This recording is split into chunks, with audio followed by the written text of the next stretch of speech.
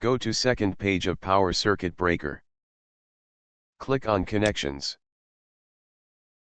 Click on Wire Harness Navigator.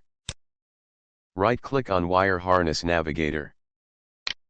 Click on New to create new wire harness name. Expand wire harness definition. Click on OK. Click on Wire Harness.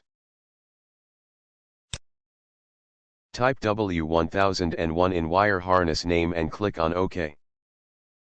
Wire harness name created, now expand W1001. Currently no parts is assigned to this wire harness. Now we shall see how to assign wire for the parts. Select X5. Press Ctrl+ D. Click here to add new properties. Type wire. Select wire harness name and click on OK. Click on Browse button. Double-click on W1001 item. Click on OK. Similarly assign wire harness W1001, for cable W2 and T1 power supply.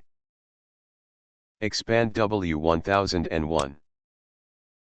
All the wire harness assigned parts will be displayed here. Press Ctrl+S to synchronize the project.